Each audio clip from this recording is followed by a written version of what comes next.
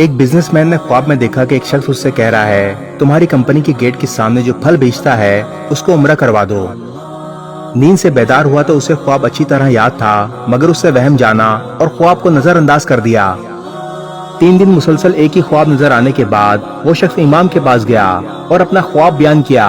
امام صاحب نے کہا اس شخص سے رابطہ کرو اور اسے عمرہ کروا دو۔ اگلے روز بزنس مین نے اپنے ایک ملازم سے اس پھل فروش کا نمبر معلوم کرنے کو کہا۔ بزنس مین نے فون پر اس پھل فروش سے رابطہ کیا اور کہا مجھے خواب میں کہا گیا ہے کہ میں تمہیں عمرہ کرواؤں، لہٰذا میں اس نیک کام کی تکمیل کرنا چاہتا ہوں۔ پھل فروش زور سے ہنسا اور کہنے لگا کیا بات کرتے ہو بھائی، میں نے تو مدت ہوئی کبھی فرض نماز ادا نہیں کی اور تم کہتے ہو تم مجھے عمرہ کروانا چاہتے ہو۔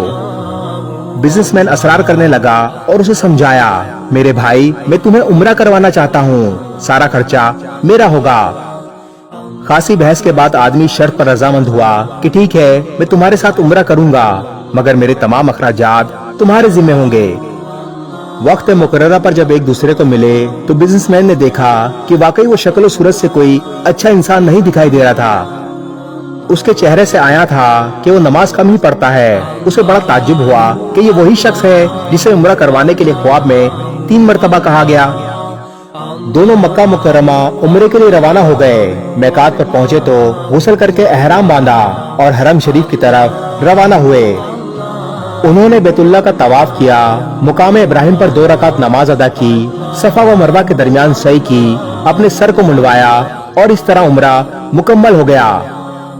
اب انہوں نے واپسی کی تیاری شروع کر دی۔ حرم سے نکلنے لگے تو پھل فروش بزنس مین سے مخاطب ہوا اور کہنے لگا دوست حرم چھوڑنے سے پہلے میں 2 رکعت نفل ادا کرنا چاہتا ہوں، نہ جانے دوبارہ عمرے کی توفیق ہوتی بھی ہے یا نہیں۔ بزنس مین کو کیا اعتراض ہوتا، اس نے کہا نفل پڑھو اور بڑے شوق سے پڑھو۔ پھل فروش نے اس کے سامنے نفل ادا کرنا شروع کر دیے۔ جب وہ سجدے میں گیا تو اس کا سجدہ طویل سے طویل تر ہوتا چلا گیا۔ جب کافی دیر گزر گئی تو بزنس مین نے اسے ہلایا۔ جب کوئی حرکت نہ ہوئی تو اسے معلوم ہوا کہ پھل فروش کی روح حالت سجدہ میں پرواز کر چکی تھی۔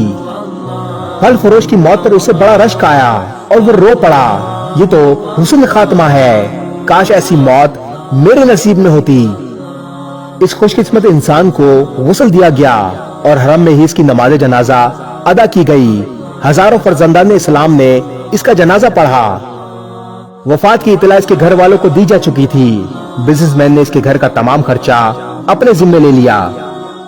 پھل فروش کی بیوی سے تعزیت کرنے کے بعد بزنس مین نے کہا میں جاننا چاہتا ہوں کہ تمہارے شوہر میں کون سی ایسی عادت یا نیکی تھی کہ اس کا انجام اس قدر عمدہ ہوا کہ حرم شریف میں سجدے کی حالت میں موت آئی۔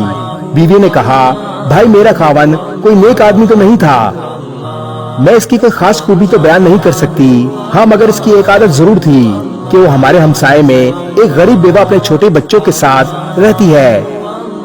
میرا شوہر روزانہ بازار جاتا تو جو چیز اپنے بچوں کے لیے کھانے پینے کو لاتا وہ اس بیوہ اور اس کے یتیم بچوں کے لیے بھی لاتا اور اس کے دروازے پر رکھ کر اسے آواز دیتا اے بہن میں نے کھانا باہر رکھ دیا ہے، اسے اٹھا لو۔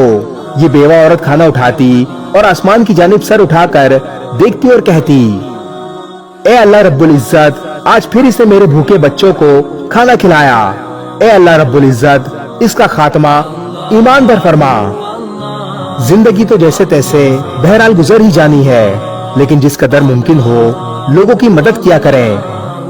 اللہ تعالی ہمیں ہر طرح کی برائیوں سے اپنی پناہ میں محفوظ رکھے اور ہمارا خاتمہ بھی ایمان پر فرمائے، آمین ثم آمین۔ اس ویڈیو کو شیئر ضرور کریں، ہو سکتا ہے آپ کے ایک شیئر سے یہ بات کسی کے دل میں اتر جائے۔